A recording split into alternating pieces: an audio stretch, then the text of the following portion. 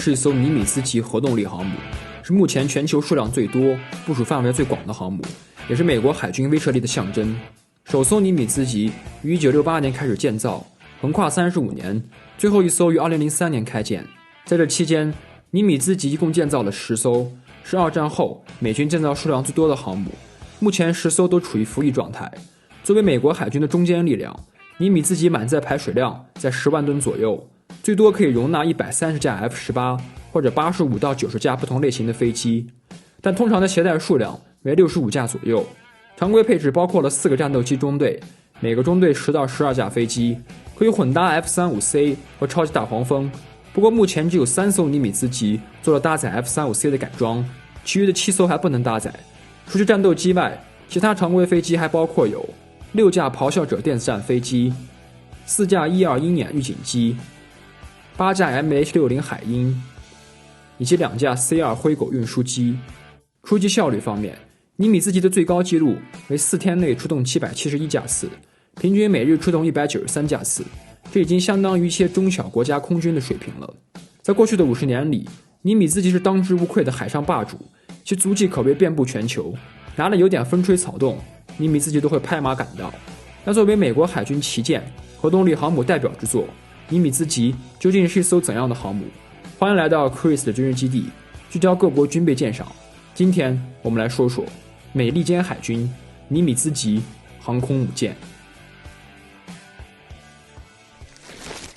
1961年，美国海军第一艘核动力航母企业号服役后，由于其造价实在太过惊人，是前一级航母小鹰级的将近2倍，高昂的价格让美国海军也望而却步。再加上美国时任国防部长麦克纳马拉也反对核动力航母，他极其看重经济效应。他认为，相较于核动力航母高昂的全售期成本，在性能上，相对于同吨位的传统动力航母，并没有获得等价的提升。因此，只造了一艘企业号后，美国海军便开始重新建造小鹰级。不光如此，麦克纳马拉还进一步质疑美国海军维持15艘航母的必要性，打算放慢订购新航母的速度。然而，核动力航母有没有用，需要多少艘，并不是纸上谈兵，只有实战会告诉你一切。1964年4月，企业号开启了代号为海上轨道的全球航行之旅，在未加油的情况下，航行了49100公里，持续了65天。这一行动印证了核动力航母的优势，其可以迅速部署到全球任意海域，而无需考虑燃料问题。1年后，1965年8月5日，作为对北部湾事件的回应，美军发动了对北越的第一次袭击行动，2艘航母出动了64架舰载机，前往北越轰炸军事目标。在冲突的前3年，有1半空袭北越的飞机都是来自于美军的航母。基于这一背景下，美国国防部意识到了核动力航母无与伦比的持久作战能力。除此以外，他们还发现，在北越附近建造、维持并保护一个地面空军基地所需要的成本与使用航母相当，可地面基地并不能像航母一样快速调度部署。因此，麦克纳马拉在1966年修改之前的决定，准许美国海军保有15艘航空母舰，并从1967年开始，让美国海军建造3艘全新的核动力航母。新航母设计的某些方面受到了越南战争的影响，在一定程度上，越南航母的行动表明，航空母舰需要提高其进攻能力，而不是生存能力。和二战相比，现如今航母的周围有重重保护，受到打击的概率大大降低。根据这一经验，美国海军开始建造他们的第一艘超级航母。新航母的设计更强调进攻能力，要搭载比之前更多的飞机。命名上，为了纪念1966年去世的二战太平洋舰队总司令、美国海军作战部长、5星上将切斯特·威廉·尼米兹将军，新航母的首舰被命名为尼米兹号。按照传统，后续的同级别航母都被称为尼米兹级。首艘航母于1968年开建，1972年下水，1975年服役，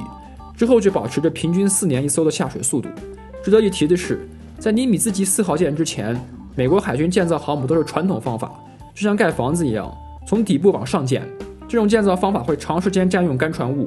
建造现场十分拥挤，电工、管道工、焊接工都会相互妨碍。建造一艘航母要耗费3300万个工时。但从第4艘开始，建造方法就改为分段式建造，这意味着可以将整个船身与已经安装好的管道和电气设备焊接在一起，从而提高效率。这使得不同工种的工人可以轮流作业，不会再相互打扰。全部建好后，再使用起重机吊入干船物进行焊接，建造速度大大的提升。从前3艘的平均5年造好缩短至3年左右。最快的尼米兹级6号舰斯坦尼斯号只用了2年半的时间，这除了企业号外，建造速度最快的核动力航母。那说完了起源，下面我们来说一说尼米兹级的具体设计细节。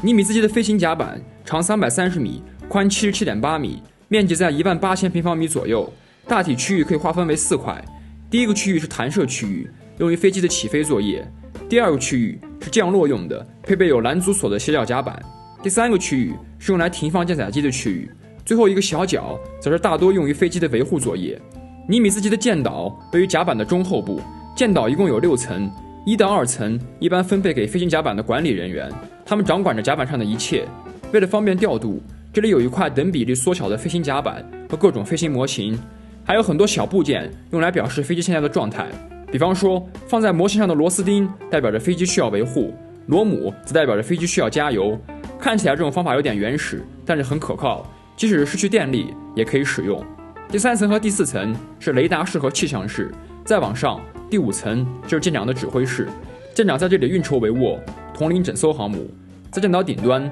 雷达罩下面才是整艘航母最重要的地方，这里是主飞行控制室，航母的业务中心，这里掌管着航母上所有舰载机的起降作业和空域管制，是重中之重，所以整艘航母视野最好的地方就留给他们了。在尼米兹级航母上，一共有4部升降机，3部位于甲板右侧，1部位于斜角甲板弹射器末尾，每部都是一个面积370平方米、重达86吨的巨型移动平台，最多可以运载59吨的货物，也就是2架满载的 F-18。在战场上，调度飞机的速度至关重要，升降机的移动速度达到了每秒 0.69 米，15秒内就可以完成从机库到甲板的升降，可以无缝融入上面的甲板和下面的机库。机库被分为3个区域，每个区域之间都有巨大的防火门，一旦发生火灾可以迅速关闭，从而阻止火势蔓延。机库后面飞机末尾是飞机的维修部门，这里负责维修并调试出问题的飞机。针对发动机的问题，还有一个露天的发动机测试台，可以在这里测试发动机的动力输出情况。作为一艘核动力航母，尼米兹级可以连续航行25年不补充燃料。它搭载了2台 A4W 核反应堆，它们安装在船体的最深处，每台功率550兆瓦，简单理解就是烧开水。反应堆核裂变产生的热量会转化为蒸汽，其中一部分蒸汽会被供应给4台弹射器，其余的会流向反应堆后的4台涡轮机，它们会将热能转化为电能，为整艘航母提供电力。涡轮机还驱动着船底4个巨大的5叶片螺旋桨，输出超过26万匹马力，但这个动力输出还是低于企业号的28万匹马力。再加上尼米兹级的船型比企业号稍宽，导致阻力增加，使得尼米兹级的最高航速降至30节到31节之间，是2战后美国海军最慢的航母。不过好在弹射器功率强劲，并未影响飞机起飞的最大重量。那说到弹射器，尼米兹级配备有4个 C-13 蒸汽弹射器，弹射器甲板下放置着2个用于储存蒸汽的气缸，每个气缸连接着超长的管道，管道上安装着传动活塞，活塞则连接着甲板上的穿梭机。弹射时压力突然释放，蒸汽从气缸涌出，冲入管道，瞬间产生巨大的推力，从而弹射飞机起飞。为了防止蒸汽外泄，活塞上安装有2片弹性金属，作用就和拉链差不多，在活塞经过后会密封住气缸开口。在飞行甲板下，每个弹射器都有它专门的机组人员，为了确保万无一失，每天执行任务前，弹射器都会进行2次空载测试，确保没有问题后就会开始弹射战机。操控弹射器的船员位于甲板边上的气泡舱中，他们会计算发射所需要的蒸汽压力，不同的分速、不同型号的飞机携带不同重量的负载，所需要的设定都不同。不过这并不是什么复杂的工作，按照表格上给的数据做加减法就 OK。 确定设定后，甲板下的工作人员就会开始调整蒸汽压力。对于 F-18 来说，所需要的蒸汽压力为每平方厘米 36.5 千克。在飞行员敬礼完成最后的确认后，剩下的就交给弹射器了。每个弹射器都可以在2秒半的时间内将一架35吨重的飞机加速到240公里每小时，这推背感也就只有在航母上能感受到了。那说完了起飞，就该考虑降落的事了。拦阻索方面，早期的尼米兹级上有4根拦阻索，每根间隔15米。降落时，飞行员通常会瞄准第3根拦阻索，因为它是最安全且稳妥的选择。第2根和第4根也可以接受，但使用第1根是最危险的，因为太靠近甲板边缘，飞机很容易撞上船尾。当然，有时也有可能一条拦阻索都没勾上，这就需要飞行员迅速加大油门复飞。每名飞行员都有失误没勾到的时候，那失误了就不得不接受来自其他飞行员的嘲笑。You may have a couple of choice words as you're going back flying again, and you can probably picture all your buddies down here watching the pass and horse laughing you. You fail miserably, and then you get heckled by all your friends for the rest of the day. 拦阻索系统看起来可能就是甲板上的几根钢缆而已，但实际上在甲板下有一套复杂的由滑轮、气缸、活塞、缆绳等各种机械部件组成的庞大系统。当飞行员勾上拦阻索后，缆绳会带动活塞移动，将液压油从底部的管道挤到上面的气缸中。在液压油流通的过程中，会通过一个只有 1.2 厘米宽的小孔。在液压油奋力挤过这个孔时，飞机的动能就会被吸收，最终平稳停在甲板上。孔的大小并不是固定的，可以根据降落飞机的重量调整。孔越小，产生的阻力就越大，孔越大，阻力就越小。那简单来说，甲板上的拦阻索越多，甲板下的相关设施也越多，建造和维护成本也就更高。再加上第1根拦阻索通常是不建议使用的，因此尼米兹级的最后2艘航母里根号和布什号以及之后的福特级都减少了1根拦阻索，改为3根的配置。值得一提的是，拦阻索也不是100%的可靠，有时也会出现因疲劳导致的断裂，使飞机无法停下。这时能不能存活就得看飞行员的反应能力了。反应快的，那飞机还能救回来；稍微慢一点，弹射也还来得及；再慢的话，可能就要挂了。除去飞行员，断裂的拦阻索对甲板人员也是相当大的危害。反应快的人就当是跳大神了，反应慢的就会被直接扫倒，这看起来估计还是挺疼的。那简单的说完了尼米兹级的设计，下面我们来说说航母上的日常生活。尼米兹级是目前世界上船员配置最多的舰艇，加上舰载机连队，总计5200多人。光是喂饱这么多人，就不是件轻松的工作。航母上有100多名厨师，每天要准备4顿饭，总计18000份食物，消耗12万个鸡蛋、15吨土豆以及11吨肉。和船员们相比，厨师的工作可轻松不了多少。You know, we gotta make sure that everybody's being fed,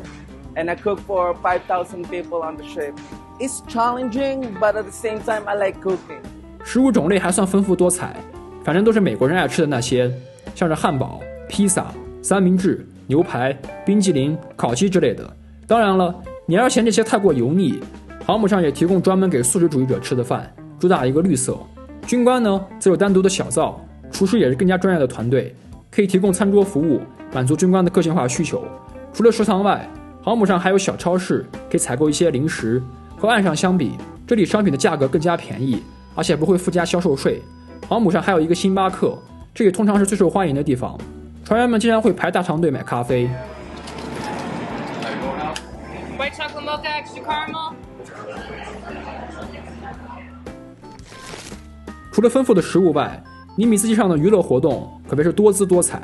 可以说，美军航母上的各种休闲团建活动就是从尼米兹机开始发扬光大的。在没有任务的情况下，机库和甲板会变成2个巨大的团建场所，